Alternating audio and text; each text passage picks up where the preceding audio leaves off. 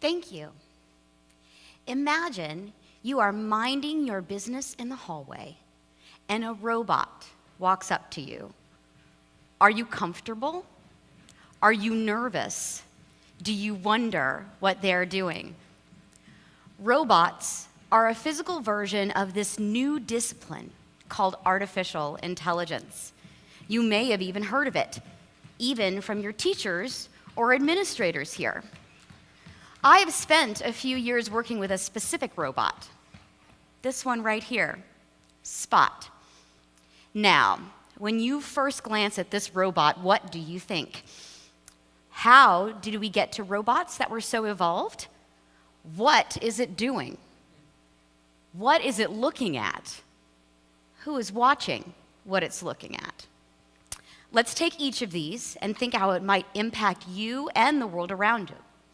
So, how did we get to robots that are so evolved?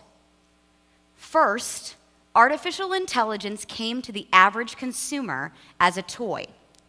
This is Furby, an electronic robot toy originally released in 1998. The foundational artificial intelligence technology was to learn the language presented to the robot by learning words and phrases over time, using an infrared port located between its eyes. Not just repeating back words, the Furby toy would speak more and more of a specific language as it was exposed to it, up to as many as 24 languages. Next, AI came to help with everyday tasks, like vacuuming the floors in the form of Roomba. The key AI technology presented to the average consumer here was the ability to navigate between sensors to detect the presence of obstacles and thus plot the best route to clean the floors or avoid falling downstairs. We then saw the advancements in natural language processing when consumers were introduced to personal assistants like IBM's Watson, Apple's Siri, Google's Assistant, and Microsoft's Cortana. These allowed not only to learn the spoken word, but the written word as well, with catchphrases and nuances to accents. So after all of these advances, where is artificial intelligence today? We can find it in manufacturing robots, self-driving cars, and marketing chatbots, just to name a few. I have been exposed to most recently to this visual inspection automation tool called Spot. So, back to our original questions, what is Spot doing?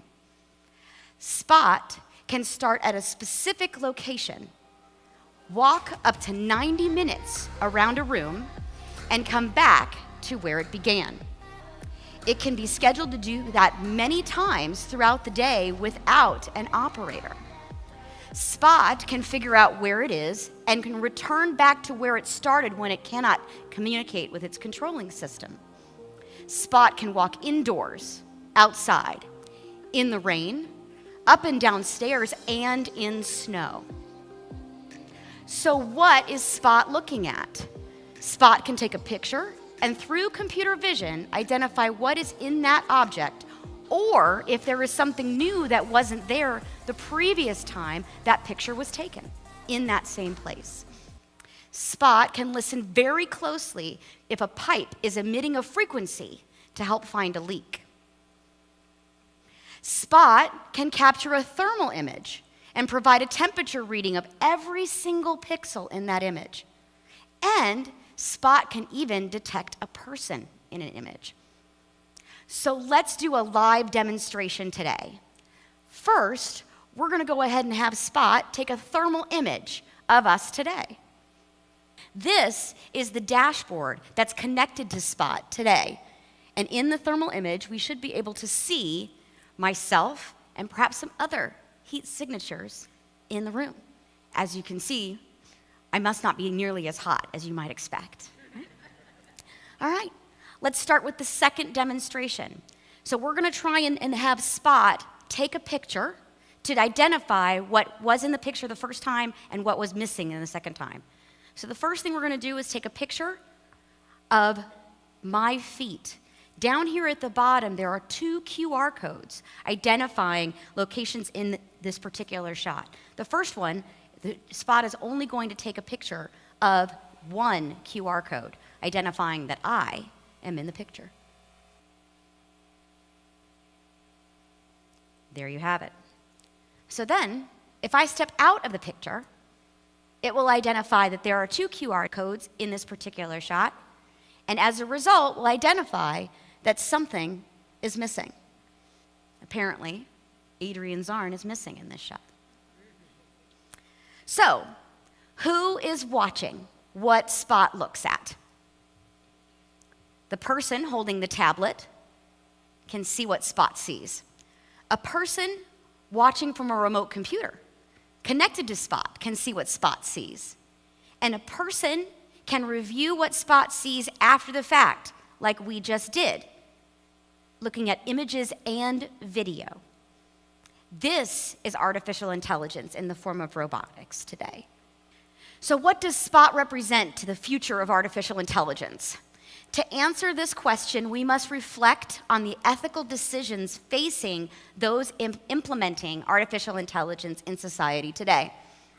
From the creators of Spot, we strive to create a future in which humans and machines work together to improve everyone's safety, productivity, and quality of life. So some practical examples. We identify the use case and business value of a feature and weigh it against the increased quality of life. For example, looking at pipes outside in 30-degree snowy weather, or testing to see if the air quality is safe for a human being to enter a room. We also identify ways that the robot can do a job that few human beings can physically do. For example, walking up 10 stories in a building to capture an image to see if it needs human attention, or stopping in the same spot every time, like we did today, to make sure the picture is perfectly taken. We have to be cautious to ensure that our rights and protections of privacy and due process are upheld by the programs we create and the use cases we leverage artificial intelligence technology for. Some examples where these values collide: programming self-driving cars to decide without human oversight which vehicles should be damaged when a traffic jam is present. You must determine whether the car should drive off the cliff to the right, harm the driver, drive off to the left and hit the minivan full of passengers, or the motorcycle in front of you. How do we decide? And can we always make the same rule? Second example, private businesses can use computer vision for facial recognition for identifying targeted advertising and shopping recommendations. However, facial recognition technology has yet to be advanced enough to include the diversity of the human race. And what that does is provide additional biases. We should also make sure that all participants provide their consent to ensure that privacy and due process rules are not violated for those participants. So how will artificial intelligence be used in the future? A drafted writing activity may be started by artificial intelligence and edited by a human being. Programming code may be started by artificial intelligence and enhanced by a human being. And as we saw today, inspections can be started by a robot and reviewed by a human being. We must be good custodians of artificial intelligence because it is replicating human behavior. But isn't it cute? Thank you.